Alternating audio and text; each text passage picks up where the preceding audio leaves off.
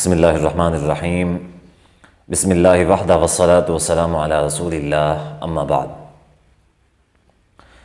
سوال ہے کہ ایک مسجد میں دوسری جماعت کروانے کا حکم کیا ہے؟ کیا ایک ہی مسجد میں دوسری جماعت کروائی جا سکتی ہے؟ یعنی کہ ہوتا یہ ہے کہ ایک جماعت ہو چکی ہوتی ہے، پھر اور لوگ آتے ہیں تو وہ اپنی ہی جماعت کروا لیتے ہیں، چلیں دو ہیں یا پھر دو سے زیادہ لوگ ہیں تو وہ اکیلی نماز نہ ادا کریں بلکہ جماعت کے ساتھ مل کے ادا کر لیں تاکہ زیادہ ثواب حاصل ہو۔ تو اس حوالے سے کیا حکم ہے؟ تو اس کا جواب یہ ہے کہ دوسری جماعت کروانا ایک ہی مسجد کے اندر وہ جائز ہے۔ حدیث ہے ابو داود کے اندر 574 نمبر اور ترمذی کے اندر 221 نمبر، حضرت ابو سعید خدری رضی اللہ تعالی عنہ فرماتے ہیں کہ رسول اللہ صلی اللہ علیہ وآلہ وسلم نے ایک شخص کو دیکھا کہ وہ اکیلا نماز پڑھ رہا تھا، تو آپ علیہ الصلوۃ والسلام نے فرمایا کہ کیا کوئی شخص ہے جو اس شخص کے اوپر صدقہ کرے اور اس کے ساتھ نماز ادا کرے؟ یعنی وہ اکیلے نماز پڑھ رہا ہے، وہ شخص اس کے ساتھ صدقہ کرے اور دونوں ایک ساتھ مل کے جماعت کروا لیں۔ تو نبی علیہ الصلوۃ والسلام کے صحابہ میں سے ایک شخص اٹھے اور انہوں نے اس شخص کے ساتھ نماز ادا کری۔ اب جو نماز پہلے پڑھ چکے تھے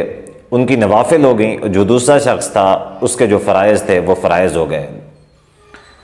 تو اس حوالے سے اس حدیث سے یہ بات واضح طور پہ سمجھ میں آتی ہے کہ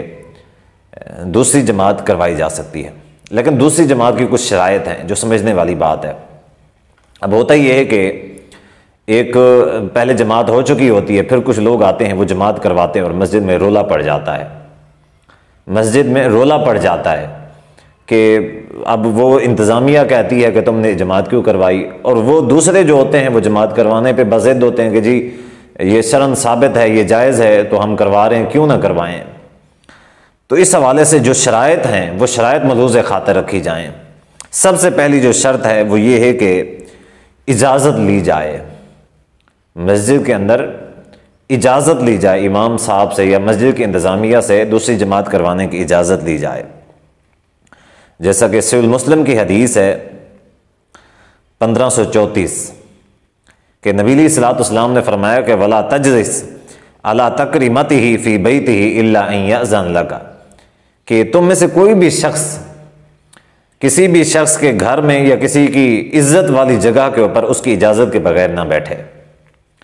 اب وہ جو مسجد کا امام ہے، جو مسجد کی انتظامیہ ہے، ان کا خود کا انتظام ہے، کوئی اگر دوسری جماعت کروانا چاہتا ہے تو وہ اس سے اجازت لے، اس کی اجازت کے بغیر جماعت نہ کروائے۔ اور دوسری بات جو دوسری شرط ہے وہ اذان کے بغیر جماعت کروائیں، کیونکہ اذان پہلے ہو چکی ہے، دوسری اذان نہ دی جائے بلکہ دوسری اذان کے بغیر ہی صرف اقامت کہہ کے جماعت کروائی جائے۔ تیسری شرط جو ہے وہ امام کے مصلی کے اوپر نہ کھڑے ہوں، جیسے یہ حدیث میں نے مسلم کی سنائی ہے، اسی کی شرط کے مطابق امام کا جو مصلی ہے وہ استعمال نہ کریں۔ اب یہ جو شرائط ہیں، ایک تو شرعاً ان چیزوں کا خیال رکھنا چاہیے، دوسرا جو اس کا فائدہ ہے وہ یہ ہے کہ جو باہر سے آنے والے، بعد میں آنے والے لوگ ہوں، ان کو پتہ چلے کہ یہ جو ہے یہ دوسری جماعت ہے، یہ پہلی جماعت نہیں ہے، تو اس سے بھی فرق ہونا چاہیے۔ تو اس حوالے سے یہ ہے کہ دوسری جماعت جو ہے کروائی جا سکتی ہے، لیکن ان شرائط کے ساتھ۔ اب مسئلہ یہ ہے کہ لوگ پھر جھگڑتے ہیں، وہ زبردستی اس چیز کے اوپر مجبور کرتے ہیں کہ جی ہم نے جماعت کروانی ہے، شرعاً اگر ثابت ہے تو پھر ہم جماعت کروا کے رہیں گے۔ اب اسی بات کے اوپر لڑائی جو ہے یہ بالکل بھی ناجائز ہے۔ مجموع الزوائد کے اندر، طبرانی کے اندر اور الکامل امام ابن عدی کی کتاب ہے، اس میں سیدنا ابو بکر صدیق رضی اللہ تعالیٰ عنہ کے بارے میں ہے کہ وہ مدینہ کے اطراف سے واپس آتے ہیں اور نماز ہو چکی ہوتی ہے، تو جب دیکھتے ہیں کہ باقی لوگ نماز ادا کر چکے ہیں تو وہ واپس لوٹ جاتے ہیں اپنے گھر میں، اور اپنے جو گھر والے ہوتے ہیں، اہل و عیال ہوتے ہیں، ان کو جمع کرتے ہیں اور ان کو جمع کر کے ان کے ساتھ پھر جماعت کرواتے ہیں۔ یعنی کہ اس بات کے پر ضد کر لینا، اگر لوگ ہیں تو اچھی بات ہے، اگر انتظامیہ اجازت نہیں بھی دے رہی تو بھی اس میں کوئی حرج والی بات نہیں ہے کہ وہ پھر کسی اور جگہ پہ جماعت کروا لیں اگر انتظامیہ اجازت نہیں دے رہی۔ اس کا ہرگز یا ضروری یہ نہیں کہ بھی مسجد میں وہ کروائی جائے۔ پھر اس کا یہ مطلب نکال لیا جاتا ہے کہ جی مسجد تو اللہ کا گھر ہے، بھئی اللہ کا گھر ہے لیکن ایک اصول ہے مسجد کے، اگر کوئی انتظامیہ اجازت نہیں دیتی تو اس کا بالکل یہ مطلب نہیں ہوتا کہ آپ زبردستی پہ جماعت کروا لیں۔ تو یہ جو جماعت کروائی جا سکتی ہے، لیکن یہ جو شرائط ہیں ان شرائط کو ملحوظ خاطر رکھا جائے۔ ان شرائط کے فوائد یہ ہیں کہ ایک شرعاً ان سے استفادہ لیا جا سکتا ہے، دوسرا کہ معاشراً جو ہے ہمارے معاشرے کے اعتبار سے یا ہمارے ایک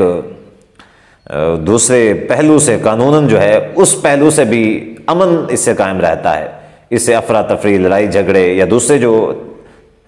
وجوہات ہیں ان سے بچا جا سکتا ہے۔ تو اللہ تعالیٰ سے دعا ہے کہ اللہ تعالیٰ عمل کی توفیق عطا فرمائے۔ وآخر دعوایا ان الحمد للہ۔